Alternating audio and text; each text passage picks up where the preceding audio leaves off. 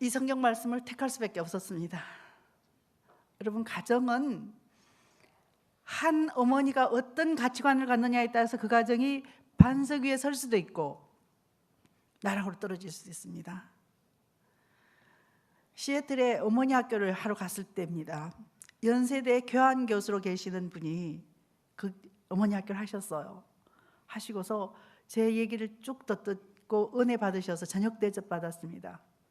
그 교환 교수로 오신 연세대 그분 제 손을 꼭 잡으면서 권사님도 권사님 어머니가 계셨기에 권사님이 되셨군요. 그러면서 그분이 뭐라 그러냐면 우리 아버지는요 권사님 아버지보다 더했어요. 우리 아버지는 우리 어머니 때리진 않았어요. 근데 그 집 아버지는 엄마를 때렸대요.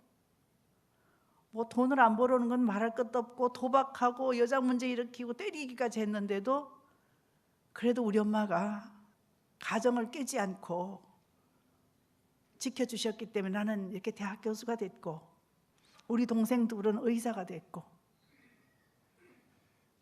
그래서 여러분, 한 어머니가 이 가정을 지켜야 되겠다는 확실한 가치관만 있으면 혹시 여기에 이혼을 하신 분이 계실지라도 엄마만 괜찮다, 얘들아 내가 우리 가정을 지키겠다 그러면 그 가정은 반석 위에 설 수 있습니다. 지난주에는 일본에 있었습니다. 일본 여성들은 참 가슴 아팠습니다. 일본은 경상도 남성들보다 더 남성 우월주의들이라고요. 제가 경주 사람이라서 제 고향이 경주거든요. 그래서 그분들, 그래서 복음이 그 어머니 학교를 하시는 분 오시는 분들은 크리스찬이잖아요. 근데 크리스찬인데 눌려 있어서 그리스도의 향기를 바라지를 못해요. 그래서 깜짝 놀랐던 게 일본 사람들은 크리스마스는 알아요. 크리스마스를 어떻게 아느냐? 선물 주고 받는 이벤트 하는 걸로 알아요. 근데 예수님을 들어봤느냐? 예수님은 못 들어봤다는 거죠. 그래서 이 일본의 얘기를 우리는 남의 얘기라고 생각하면 안 됩니다. 우리 지금 대한민국은 어때요? 저는 현장에 있기 때문에 많은 사람들하고 상담합니다. 젊은이들이, 제가 서울에서 어느 그 중대형 교회에 청년부 강의 갔다가 깜짝 놀랐습니다. 그때 제가 막 권사가 됐을 때입니다. 저는 권사가 된 게 참 기뻤습니다. 제가 박사가 된 것보다 더 기뻤습니다. 장로님, 박사가 된 것보다 장로님이 된 게 더 기쁘셨죠? 아멘 하셔야죠. 그렇죠? 저 권사가 된 게 더 기뻤습니다. 그래서 권사를 막 받고 그냥 굉장히 기뻤는데 청년부 강의를 가서 뒤에서 이제 강의를 하려고 기다리고 있는데 걔들이 뭐라 그러느냐 하면 강남에 있는 권사 장로님 댁으로 결혼하면 골치 아파. 우리 아는 얘기죠. 그 젊은이들이 뭐라고 얘기하느냐 하면 상담을 해보면 우리 어머니가 믿는 그런 하나님을 믿지 않겠다는 거죠. 우리 시어머니가 믿는 하나님을 안 믿겠다는 거죠. 우리 시아버지가 믿는 하나님을 안 믿겠다는 거죠. 그래서 우리는 예배당은 다니지만 삶에 있어서 예수 그리스도의 향기를 내고 있는지를 봐야 되죠. 우리가 이대로 갔다가는 일본같이 된다는 거죠. 일본은 복음이 우리보다 먼저 들어왔습니다. 들어왔는데도 놀랍게도 예수님에 대해서 예수를 들어본 적이 없대요. 발렌타인데이하고 크리스마스하고 같이 쳐요.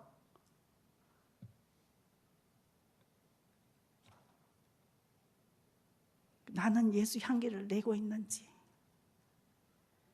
그래서 제가 오면서 얘기를 들었는데 남부교회는 가정사역위원회가 있다고 얘기를 들었습니다. 그래서 제가 그 얘기를 딱 듣자마자 어떻게 반응했게요? 와, 남부교회 앞서가는 교회다. 왜 이런 문제가 생겼느냐 하면 우리 대한민국, 일본은 빼고 우리 대한민국만 보면 예수 천당 불신 지옥은 열심히 가르쳤습니다. 이게 진리입니다. 근데 오늘날은 천당에 대해서 얘기를 안 해요. 예수 천당 불신 지옥 진리입니다. 이거 가르쳐야 되는데 구원받은 백성이 어떻게 살아야 하는지를 가르치지 않았기 때문에 이렇게 되어졌다는 거죠. 그래서 가정사역위원회를 만들어서 예수 믿는 사람이 성경에 근거해서, 성경 말씀에 근거해서 어떻게 살아야 하는지를 가르쳐야 된다는 거죠. 특별히 우리 모두 다 가정을 어떻게 경영해야 하는지를 배워야 하죠. 오늘 제게 주어진 제목이 행복한 여성, 따뜻한 어머니입니다. 행복을 느낄 줄 아는 여성이 따뜻해서 그 따뜻한 기도로 자녀를 경건한 자손으로 키울 수 있습니다. 자, 여기에 모델링이 되는 사람이 누구냐 하면 사라지 않습니까? 그래서 오늘 여성들을 기쁘게 하려고, 괴롭게 하려고 제가 이 본문을 택한 게 아니고 사라가 어떻게 했는지 그대로 하면 우리도 사라 집안 같이 크리스찬 명문가가 될 수 있다는 거죠. 그 제가 항상 나는 기도 제목이 우리 가정은 크리스찬 명문가가 되는 것이 꿈입니다. 그럼 우리 김장로가 잠깐 말려요. 뭐라고 말이냐, 명문가는 빼고 하래요. 그래도 저는 크리스찬 명문가 할랍니다. 부족하지만. 자, 1절에 보면 베드로전서 3장 1절을 보면 믿지 않는 남편에게 어떡하라고요? 예, 아내의 행실로, 말이 아니고 행실로 말미암아 구원을 받게 하니.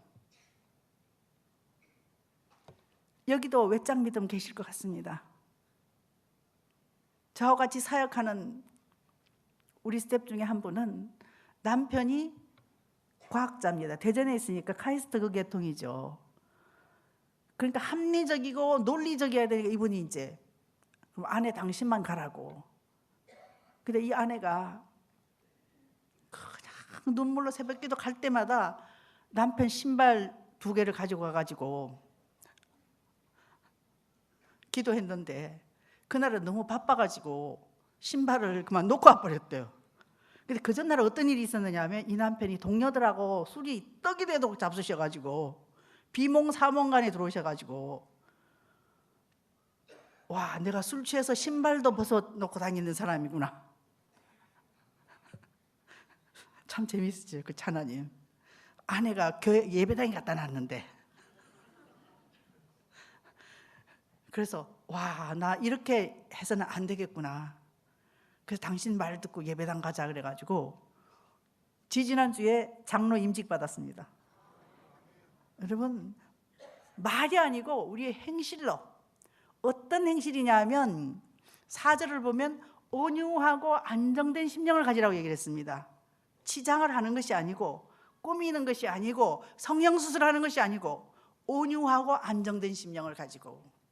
그래서 좋은 어머니의 가장 큰 특징은 온유하고 안정된 심령입니다. 그래서 여러분 영혼이 온유하셔요?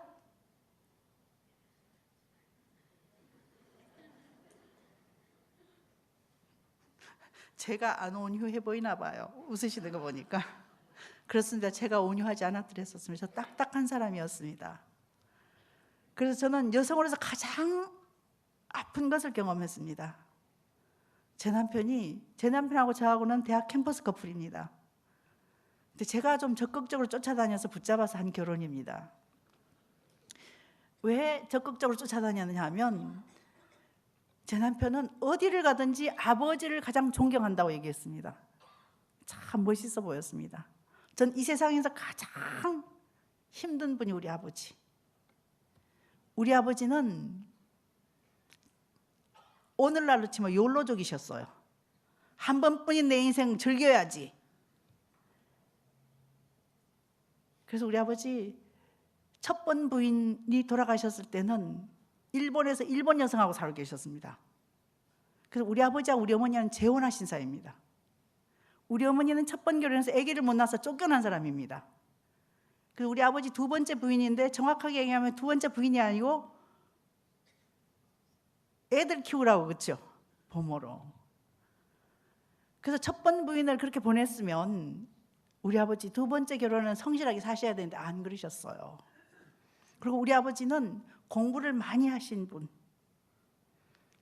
근데 문제는 이 꿈을 못 이룬 지식인. 이 꿈을 못 이룬 지식이 골치 아픕니다. 그렇죠?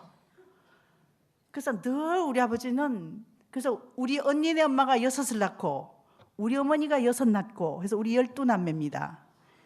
옛날에는 다 그랬어요. 근데 제가 일본 가서 강의를 하다 가만히 생각하니까 우리 아버지가 일본에서 몇 년 사셨기 때문에 일본에도 있을 것 같습니다. 그렇죠? 근데 우리 12남매는 아버지로부터 인정받아 본 적이 없습니다. 늘 우리 아버지 저것들 눈에 차는 것이 없다고 늘 야단치시고 늘 옳고 바른 말은 많이 하시죠. 근데 경제적인 것도 책임지시지 않고 마작, 도박하시고 여자 문제 일으키시고. 그래서 저는요, 하나님이 들으시면 저보고 이놈 할지 모르는데 하나님 이놈 안 하시겠죠. 제 아픈 마음 아시니까. 아버지 천국 가서도 안 보고 싶었습니다. 제가 아버지가 여자 문제를 심하게,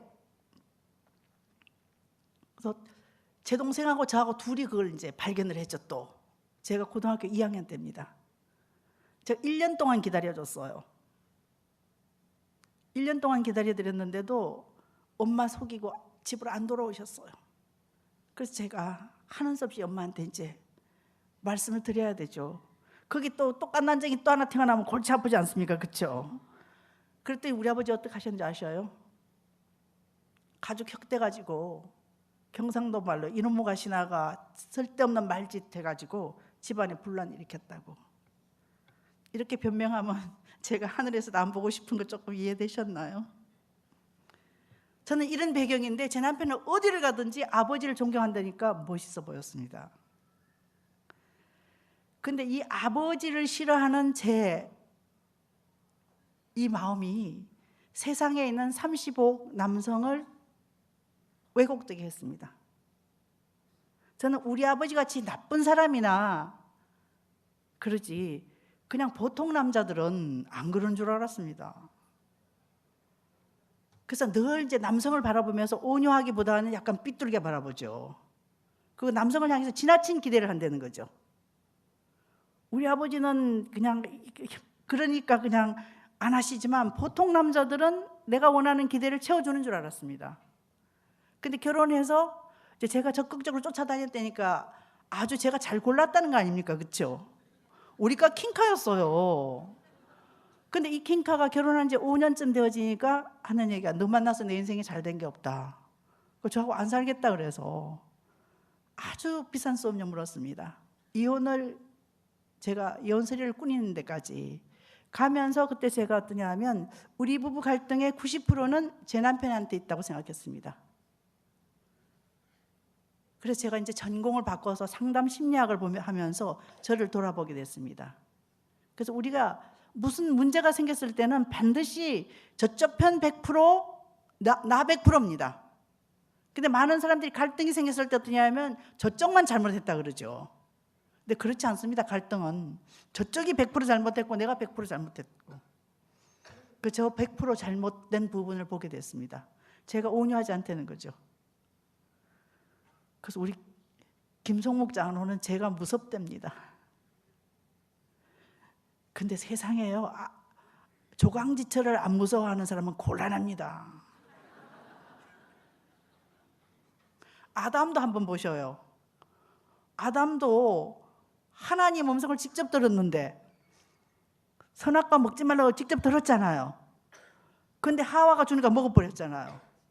아담이 왜 먹을게요? 안 먹으면 그냥 가정의 평화가 깨니까 하와가 무서워서 먹었어요. 그 저는 이제 제 내면 생활이 이런 것 등으로 해서 깨져 있기 때문에 늘 지나치게 강화되는 거죠. 저는 완벽주의자입니다.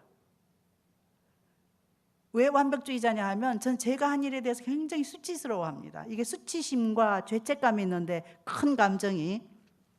근데 이 수치심과 죄책감이 오는 것은 우리가 죄인이기 때문에 오게 돼 있습니다. 여기 전부 다 죄인이십니다. 하나님이 의롭다고 칭해 주셨지 죄성은 있어요. 죄인이기 때문에 기본적으로 우리가 가지는 감정이 채울 수 없는 공허감과 씻을 수 없는 수치감이 있어요. 근데 이게 있어야지 어떠냐, 우리가 하나님께 나가는 길이 되어지는데, 통로가 되어지는데, 저는 이게 지나치게 강화되는 거죠. 그래서 이 수치심은 자기 존재에 대해서 인정을 못 받았을 때 나오는 감정이 수치심입니다. 그래서 이 수치심을 가리기 위해서는 끊임없이 더 한다는 거죠. 근데 여러분, 이 완벽주의는 큰 죄입니다. 인간이 어떻게 완벽할 수 있겠습니까? 제가 완벽주의라 그랬는데 오늘 아침에도 제가 큰 실수했습니다. 사실 요거보다 빨리 왔어야 됐거든요. 기차를 타려고 보니까 핸드폰을 안 가져왔어요. 그 집에 다시 갔다 오느라고 1분 만에 신호를 몇 개를 그냥 위반하고, 이 완벽주의가 신호를 몇 개나 위반했다니까요. 위반하고 달려갔는데 1분 만에 놓쳤죠. 그래서 우리 인간은 완벽할 수 없습니다. 그래서 이 완벽주의는 어떤 경향이 있느냐 하면, 성공의 기쁨은 잠깐이고 금방 더 잘할 수 있는데, 더 잘할 수 있는 이런 감정이 되는 거죠. 저는 이제 여러분 아시다시피 텔레비전이 많이 나왔잖아요. 뭐 기독교 TV도 다 나왔지만 뭐 아침마당도 나오고 좋은 아침도 나오고 다 나왔어요. 다 나왔는데 저는 제가 나온 TV를 한 번도 제 손을 틀어서 본 적이 없습니다. 옛날에 EBS에서 부모 60분이라는 있었죠, 그렇죠? 그 2개 녹화 끝났을 때 둘째 며느리가 어머니 그거 언제 방영해요? 그런데 제가 그 방영하는 시간 가르쳐 줄게, 안 가르쳐 줄게요? 안 가르쳐 줬어. 예, 다음에 더 잘하면. 녹화 끝나자마자 성공의 기쁨은 잠깐이고 더 잘할 수 있는데 그 말을 왜 했지? 이렇게 되진다는 거죠. 그러니까 늘 경직돼 있으니까 강하게 나갈 수밖에 없다는 거죠. 그래서 나는 어떤 일이 생겼을 때 왜 그렇게 반응하고 왜 그렇게 접근할 수밖에 없는지를 우리가 알아야지 이전 것은 끊고 새 것이 될 수 있습니다. 그래서 온유한 사람의 큰 특징은 따뜻하죠. 따뜻하신가요? 남부교회 장로님들 따뜻하시죠? 온유하시죠? 그래서 온유한 사람의 큰 특징은 표정이 어떤 표정일까요? 웃는 표정이겠죠, 그렇죠? 그래서 이제 옆 사람 2사람 짝 지어가지고 한번 물어보셔요. 내 표정이 어떤 표정인지.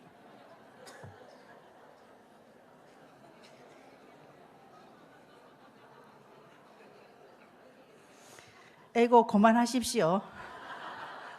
여기서는 다 정치적이라서 정직하게 얘기를 안 해요. 그렇죠? 좋게 얘기하지. 그래서 집에 가서 누구에게 물어봐야 되냐 하면 남편에게 물어보면 안 돼요. 예, 남편에게 물어보면 아까 제가 말씀드렸잖아요. 다 무서워하니까 정직하게 얘기를 못 하실 겁니다. 별걸 다 물어본다 그러고 그냥 피하실 겁니다. 누구에게 물어봐야 되느냐 하면 큰아이들한테 물어봐야 됩니다. 저는 제 큰아들이 44살입니다. 지금 걔가 17살 때 이거 시작하면서 우리 큰아들한테 물어봤어요. 재한아, 엄마 표정이 어떠냐 그러다가 저 한방에 갔습니다. 걔가 뭐라 그러냐 하면 어머니 표정이요, 교회용과 집안용이 다르다는 거죠.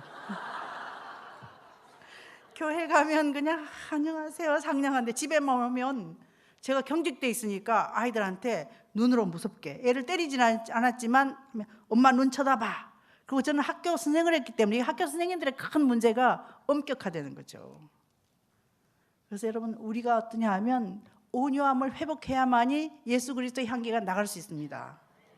여기서 예배드리고 나갈 때는 어떠냐 하면 다 기뻐서 싱글벙글하면서 나가야지, 예배드리고 주차장에서 파킹 문제로 부딪혔다고 그냥 하면 세상 사람들이 우리 보고서 은혜 받은 거 어떻게 압니까? 우리나라 속담에 웃으면 뭐가 온다고요? 잘 아시면서 왜 안 웃으셔요? 자, 이제 웃으시면서 옆 사람 쳐다보면서 내가 웃으니까 이제 좀 따뜻해 보이나요? 물어보셔요.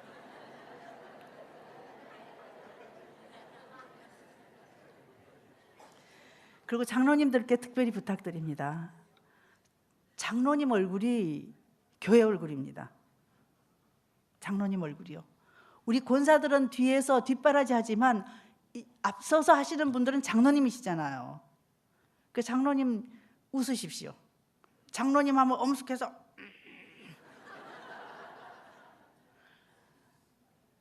그래서 웃으면 복이 오기도 하지만 예수님은 웃으셨을까요? 엄숙하셨을까요?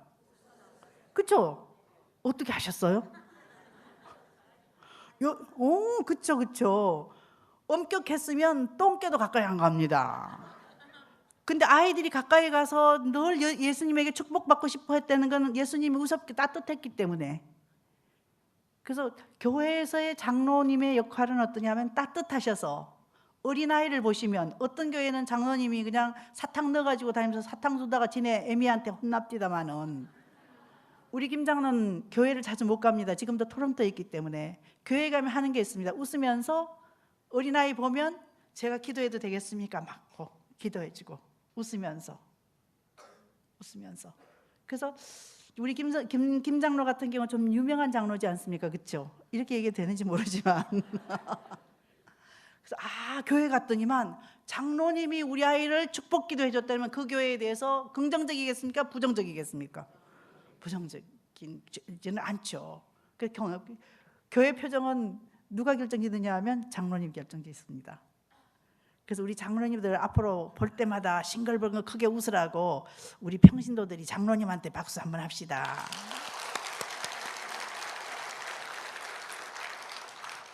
장로님은 웃으셔야지 담임 목사님도 마음이 편안하시지 않겠습니까? 그렇죠?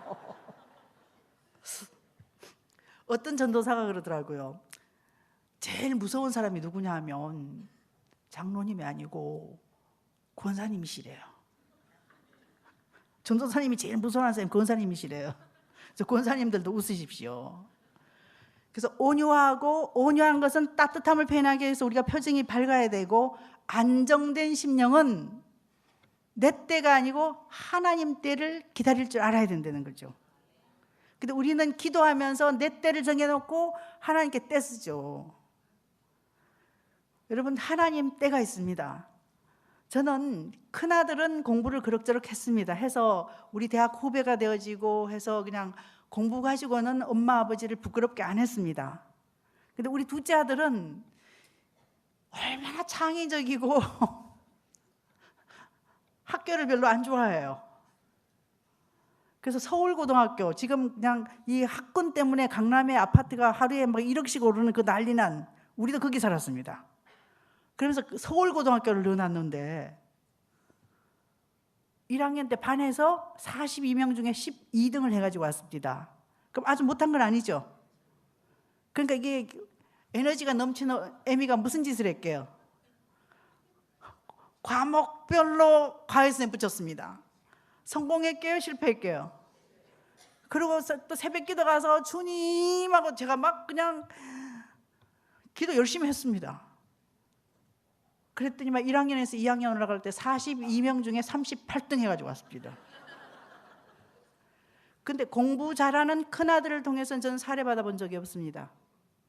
근데 공부 못한다고 걱정했던 둘째 아들은 때가 되니까, 주님 때가 되니까 대학을, 그러니까 그 해는 당연히 한국에 있는 대학이라는 대학은 다 떨어졌습니다. 저 지방에 있는 대학도 떨어지고요, 전문대학도 다 떨어졌습니다. 그 다음 해 재수해서 갔는데, 우리 아들이 공부 못하는 거 사실은 이건 이제 허가받고 하는 겁니다. 재작년에 미국 살고 있습니다. 지금 재작년에 와서 어머니 지금도 제가 공부 못하는 것 얘기하셔요. 그래서 그래 자네가 공부 못하는 거 얘기했더니 회중이 기뻐하더라. 그랬더니 싱글싱글 웃으면서 어머니 제가 비밀 하나 더 얘기할게요. 해보게 그랬더니만 제가 3월 2일 날 전화 안 받았으면 그 학교도 못 갔대요. 3월 2일 날. 그러니까 그 지방에 있는 분교를 3월 2일 날, 그러니까 어떻게 들어갔대? 제일 꼬레비로 들어갔다는 거지. 이제 감이 잡히셨어요? 근데 제 아들이 군대를 갔을 때 안양에 계신 어떤 어머니가 전화하셨어요. 대개 아드님이 있을 때는 우리 아들이 빤듯했는데, 여러분 공부를 못하면 기숙사를 안 줍니다. 그래서 우리 아들 기숙사 못 들어갔죠. 그랬더니 제 아들이 자기같이 공부 못해서 기숙사 못 간 아이들 7명을 모아가지고 성경 공부 동아리를 만들었어요. 동아리 이름이 뭐냐면 밥사랑 동아리. 그 자취를 하니까 자기들끼리 모여가지고 우리 아들이 딱 끼고 있으면서 자취하면서. 근데 우리 둘째 아들은 공부는 못했지만 학교 가기는 싫어했지만 교회 가기는 좋아했습니다. 교회에서 배웠다는 거죠. 그래서 제 아들이 군대 갔다가 오니까 우리 그때 대학부만 2,000명이었습니다. 2,000명 넘었죠. 군대 갔다 오니까 우리 대학부에서 저 지방 분교 있는 애를 대학부 학생회장 뽑았습니다. 그때 우리 김장로가 굉장히 기뻐했습니다. 제가 너는 사람이 인정하고 하나님이 인정하는 사람이다. 축복했죠. 왜 이렇게 얘기했냐면 친구들이 2,000명 중에서 추천을 2사람을 해요. 그러니까 친구들이 했으니까 사람이 인정하는 사람 맞죠?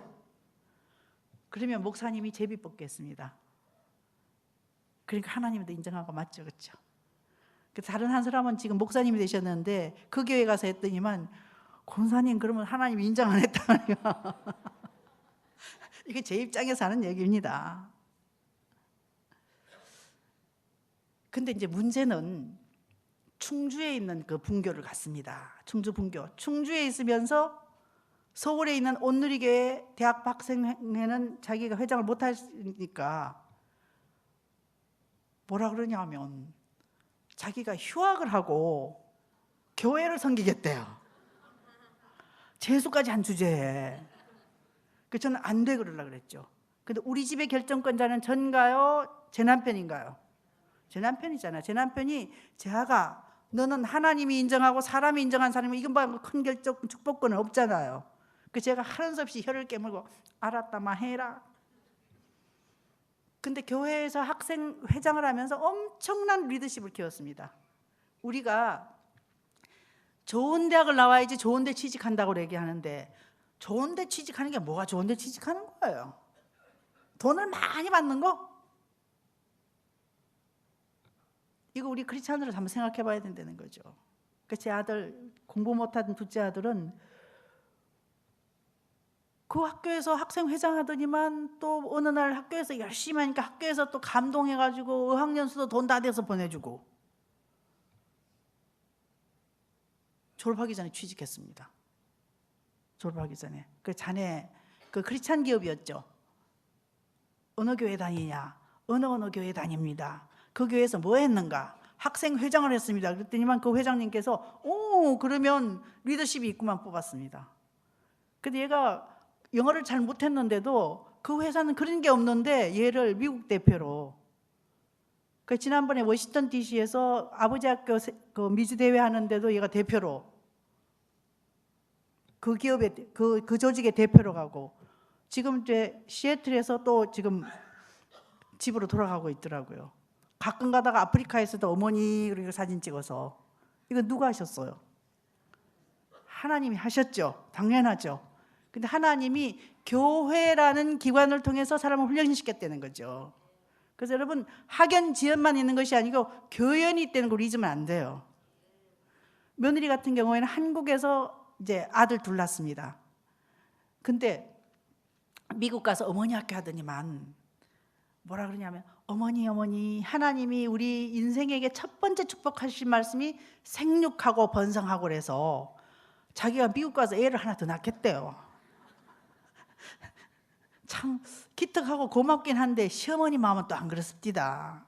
아이고 내 아들 등골 휘는데 솔직히 이런 생각이 듭디다 그때는. 이게 이기적인 죄성 때문에 그렇죠. 근데 며느리 애기가 친정어머니도 없고 시어머니도 없는 데서 미국에서 임신해서 애기 낳아서 입덧할 때 대학부 학생회에서 같이 있었던 아이들이 미국 전역에 흩어져 있는 아이들이 서로 보살피는 거 있죠. 그리고 아이들이 또 친구들이 우리 아들은 이제 LA를 살고 있는데 남미를 가면 굉장히 시간이 많이 걸려요.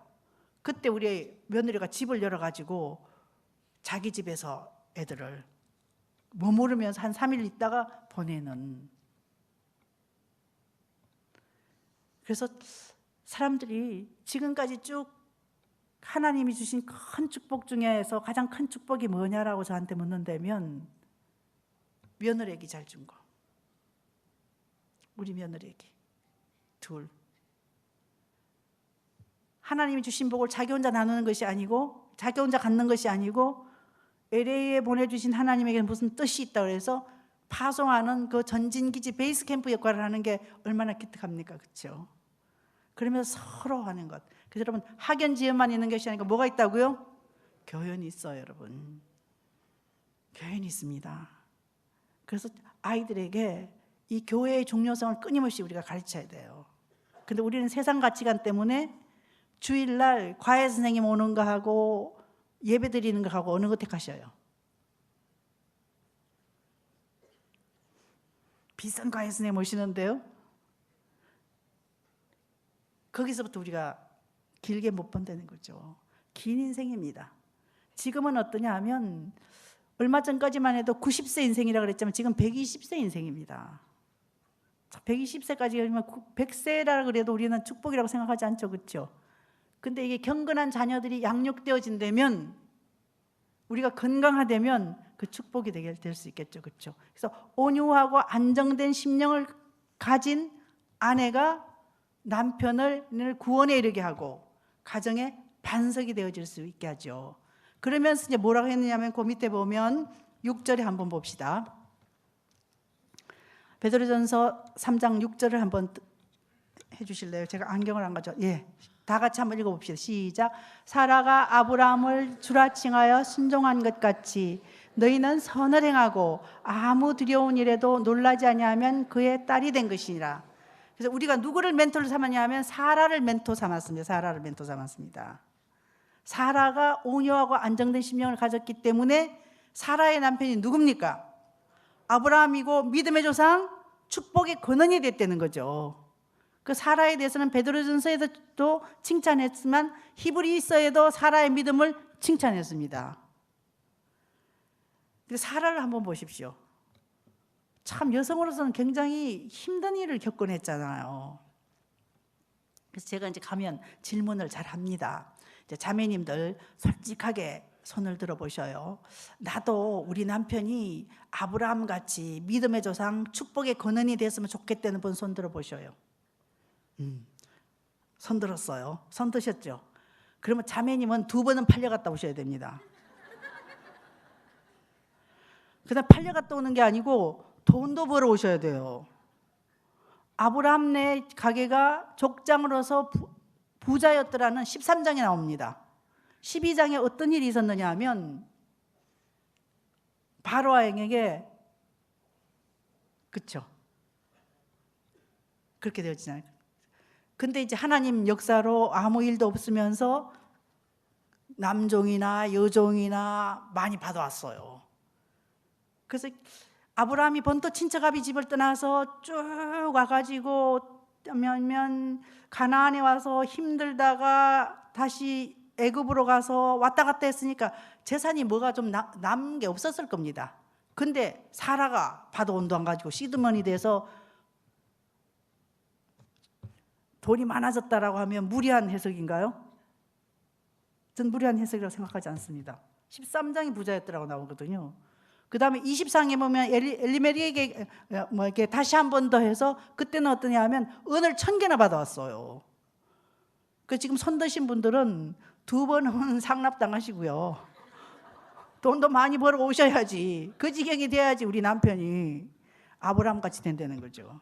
그래서 우리 김장로하고 저하고 이걸 하면서 우리 김장로가 하는 얘기가 있어요. 지금 남편 그냥 사내 못 사내 해도 아브라함보다 낫잖아요. 그렇죠?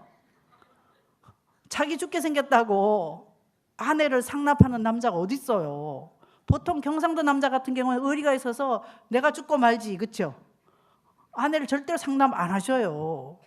그래서 우리 남편들 훌륭한 남편이십니다.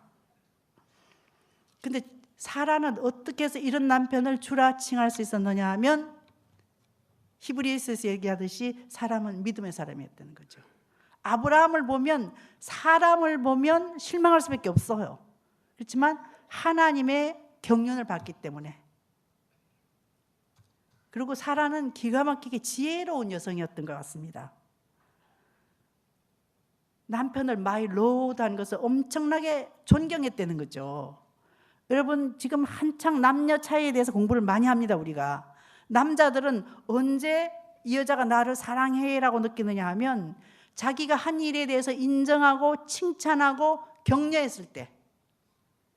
그래서 사라가 마이 로드라고 끊임없이 아브라함을 당신은 우리 가정에 나를 팔아먹은 형편없는 사람이 아니고 우리 가정의 가장이십니다.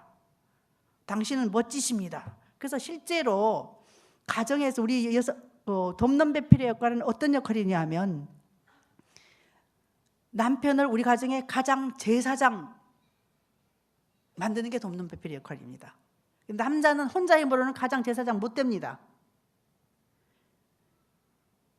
우리가 살다 보면 저도 제 남편이 저보다 4년 선배였는데도 왜 그렇게 하는 게 철딱선이 없고 철이 없는지. 그래서 세상에 이런 얘기 있잖아요. 철들자 망령난다고. 그렇죠? 근데 남자들은 보면요, 만들어진 배경을 보면 우리 여성들이 보기에 철이 없어 보여요. 우리 여성들이 보기에. 남자들은 하나님이 흙으로 빚어서 했을 때, 사람으로 빚었을 때, 아담이 처음 눈 떴을 때 옆에 사람이 있었어요? 하나님이 있었어요? 하나님만 있었어요.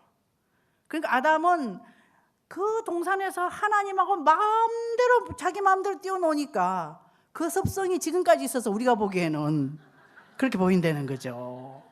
근데 우리 여성들은 어때요? 눈 딱 뜨니까 아담이 있었죠. 하나님이 먼저 보였어요? 아담이 먼저 보였어요?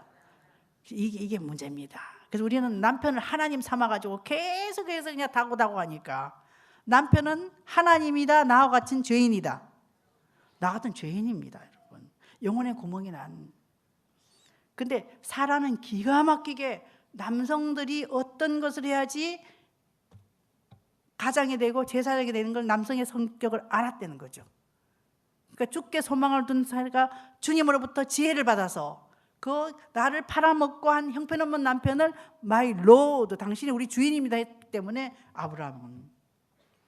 근데 이제 오늘 6장까지 했으면 딱 좋겠는데 7장은 한 권사 왜 또 읽냐?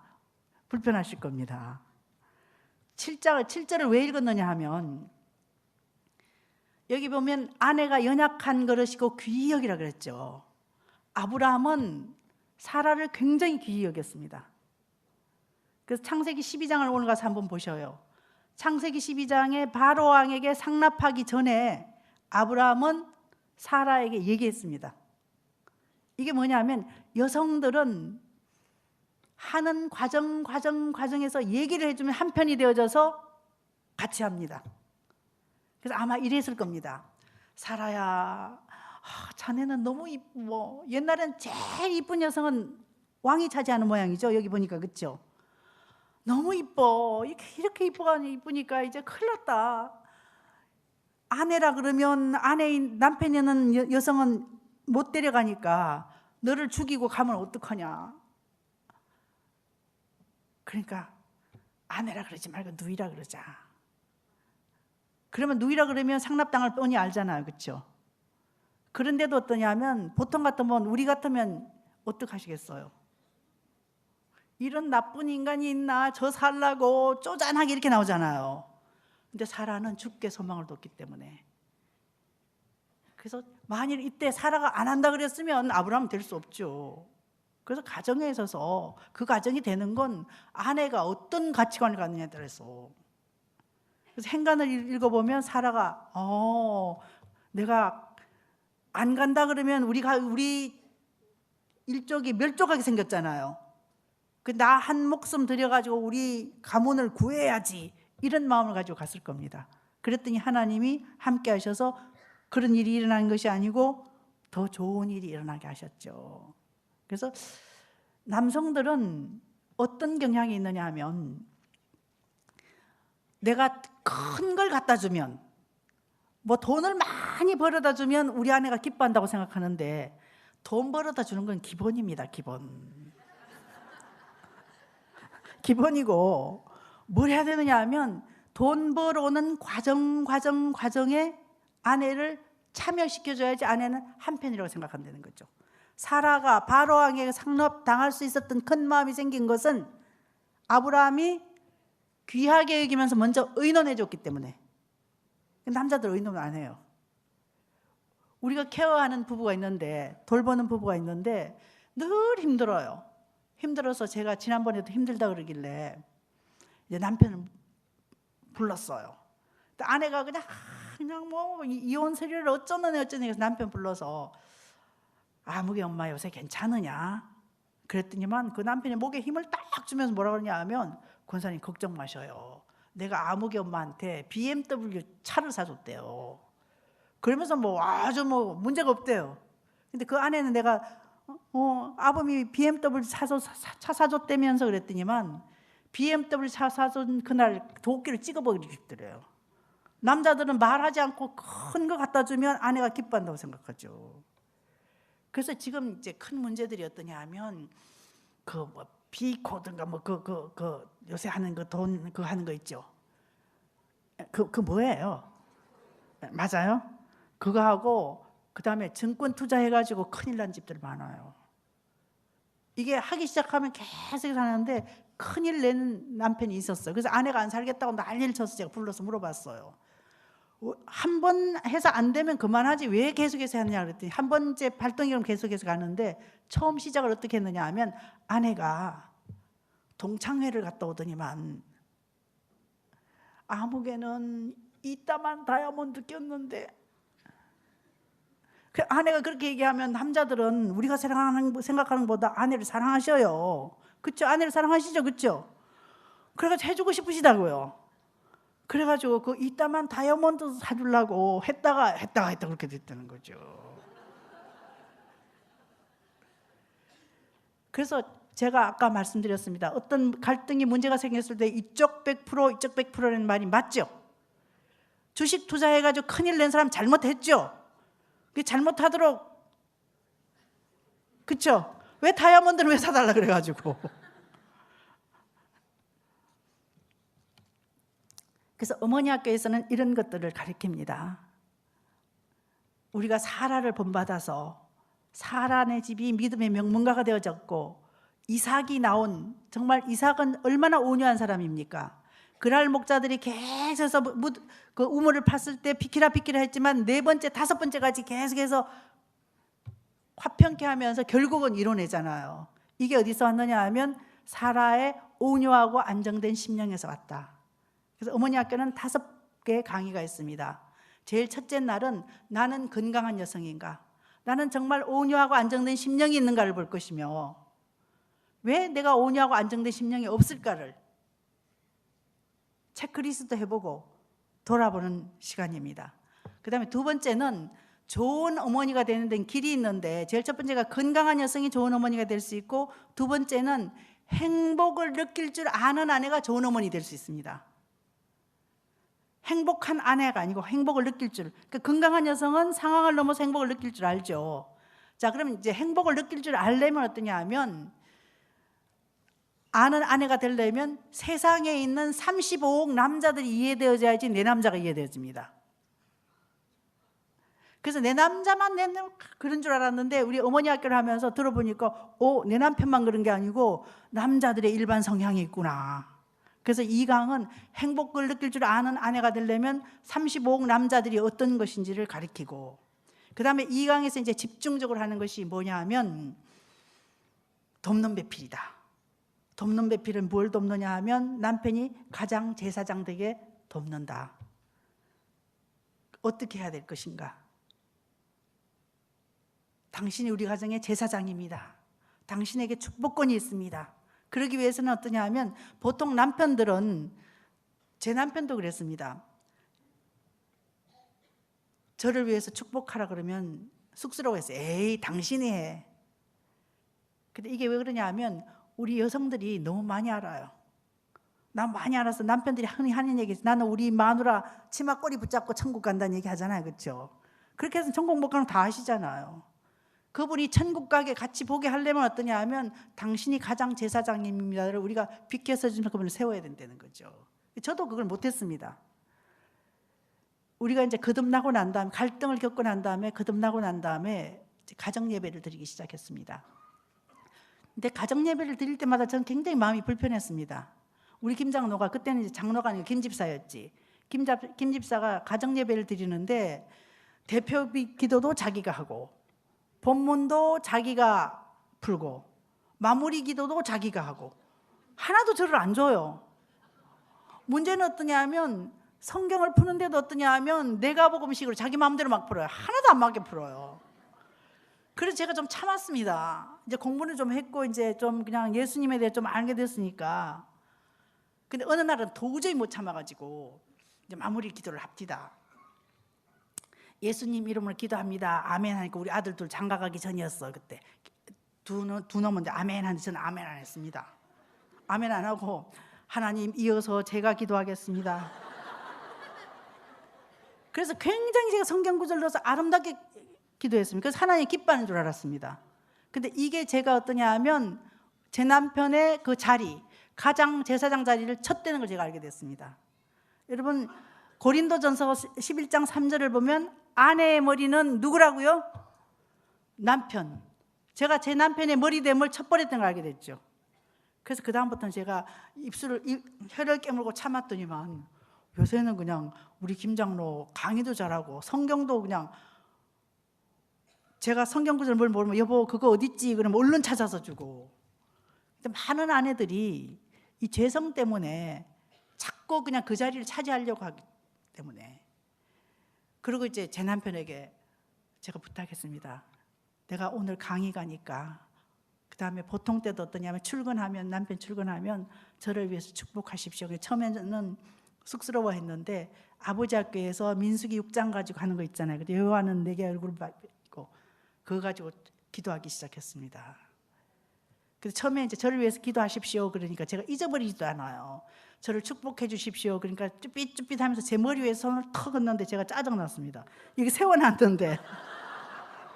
그러니까 여기 말고 여기. 그래서 이제 보통은 이제 제가 어떠냐면 제 남편이 저보다 키가 크잖아요. 이제 출근할 때 제가 기도해 주십시오. 그러면 이제 여기 하죠. 근데 아들하고 며느리 손주가 오면 제가 그렇게 하지 않습니다. 우리 며느리 둘이가 심히 똑똑합니다. 요새 심히 똑똑한 이 젊은 여성들이 가정의 가장 제사장 자리 그냥 다 차지하고 있어. 이게 창조 질서에 어긋나는 거거든요. 근데 제가 이제 아니다, 네 남편이 가장 제사장이다 그러면 며느리들 싫어해요. 저하고 눈도 안 맞추려고 그러지. 그래서 제가 그 아이들이 오면 조금 오바해서 제 남편 앞에 무릎 꿇고 기도 받습니다. 아가, 내 집에 남편은 가장은 우리 김장로고 니네 집안에는 네 남편이다. 그러니까 네 남편을 가장 제사장 만들어달라고 부탁하죠. 이렇게 지금 제가 2강에서는 이제 이런 내용이 되어집니다. 35억 남자를 이해하고 그다음 3강에서는 어떻게 하면 올바른 사랑을 아이들에게 베풀지. 근데 우리는 그냥 사랑이라는 이름으로 아이들을 아프게 해요. 올바른 사랑이 아니고 내식의 사랑을 한다는 거죠. 특별히 어떠냐 하면 뭐 좋은 걸 해주면, 저도 특별히 우리 큰아들에게 실수했던 건 제가 너무 어렵게 공부했기 때문에 제 큰아들에게는 등록금 걱정 없이 시키고 싶었습니다. 그래서 등록금도 넉넉히 대주고 아르바이트도 안 시켰습니다. 근데 애들 대학 가면 아르바이트 시키십시오. 큰아들은 아르바이트를 안 시켰더니만 제가 지나친 사랑이었기 때문에 얘가 경제관념이 없어요. 근데 둘째 아들 같은 경우에 우리가 회사를 정리하면서 좀 어려워지면서 얘가 아르바이트 했던 얘는 경제관념이 있어요. 그래서 미국 간 지 얼마 안 되는데 5년 안 됐는데 영주권도 따더니만 집도 사더라고요. 그래서 어떻게 사랑해야 될지를 3강에서 가르치고, 그 다음에 4강에서는 우리는 이것을 우리 힘으로 할 수 없습니다. 하나님의 지혜를 구해야죠. 어떻게 기도하고 하나님께 가까이 가서 지혜를 구할 것인지 기도하는 어머니. 그 다음 5번째는 어머니 역할은 힘듭니다. 어렵습니다. 십자가를 묵상해야만 할 수 있습니다. 그렇지만 힘들지만 십자가에서 죽으면 죽음으로 끝나나요? 영광스러운 부활이 기다리나요? 부활이 기다리잖아요. 그래서 5강은 이렇게 되어져 있습니다. 그래서 남부교회에서 어머니 학교를 한다니까 얼마나 반갑고 좋은지요. 그래서 남부교회에 있는 여성들이 다 참여하십시오. 여러분 가정이 크리스찬 명문가가 되기를 원하십니까? 그럼 여러분 배우셔야 돼요. 배우셔야 돼요. 자, 4시까지 하죠, 그렇죠? 끝내야 되죠. 자, 많이 보시고요. 장로님들도 좀 많이 보내주시고요. 가정사역에 대해서만 조금만 더 얘기를 하고 이제 제가 마칠게요. 1990년도에 가정사역이 이제 소천하신 하영조 목사님께서 만드셨을 때 큰 교회에서는 안 좋아했습니다. 인본주의적이라고. 근데 이 가정사역이 인본주의적이신가요? 성경은 인간이 살아가는 얘기잖아요. 성경에 근거해서 우리가 이걸 안 가르쳤기 때문에 오늘날 같은 이렇게 되어졌다는 거죠. 그래서 가정사역부를 활성화시키십시오. 그래서 가정사역은 몇 가지 기능이 있습니다. 첫 번째, 회복의 기능이 있습니다. 그래서 아버지 학교나 어머니 학교 한다고 오라 그러면 어떤 사람들은 나는 갈 필요가 없다고 막 화내요. 근데 화내는 사람일수록 꼭 와야 됩니다. 우리 모두는 회복되어져야 합니다. 그 다음에 두 번째는 알모로 인해서 증진이 있습니다. 여러분, 우리가 무식해서 못해서 그렇습니다. 증진되어진다는 거죠. 그 다음에 세 번째, 예방이 되어진다는 거죠. 그래서 결혼 예비학교도 굉장히 중요해요. 그 다음에 네 번째는 선교와 전도에 탁월합니다. 우리 어머니 학교가 지금 세계 42국에서 오늘 라오스로 한 팀이 갔습니다. 선교사님들이 굉장히 좋아하셔요. 갔더니만 선교사님들이 어떠냐 하면 현지인들에게 파고들려니까 이슬람에는 이거 들고 갔다가 당장 쫓겨나고 죽습니다. 근데 아버지 어머니 학교 이름 가정이라는 이름으로는 되거든요. 그 다음에 어머니 학교에서도 안 믿는 사람들이 한 20%는 옵니다. 자기 돈 내고 옵니다. 와서 이분들이 어떠냐 하면 거의 8, 90%는 마지막 날 영접시키며 영접합니다. 이것만큼 탁월한 전도 프로그램이 없죠. 그래서 어머니 학교 할 때 이웃에 전도하고 싶었던 분들도 오시라 그러십시오. 그럼 그분들 전도되어 줄 겁니다. 여러분 기도가 쌓였고 이 프로그램을 통해서. 그 다음 다섯 번째는 우리는 아름다운 세상을 만들어야 할 책임이 있는 사람들입니다. 예수님이 우리에게 오셨기 때문에. 예수님이 우리에게 오셔서 부탁하는 것이 사랑하는 아들, 딸들아, 아름다운 세상을 만들어 나가고 가정사역에서 이것을 할 수 있습니다. 그래서 남부교회 가정사역이 활발해서 이 남부교회로 인해서 울산 지역이 행복해졌으면 좋겠습니다. 네, 고맙습니다.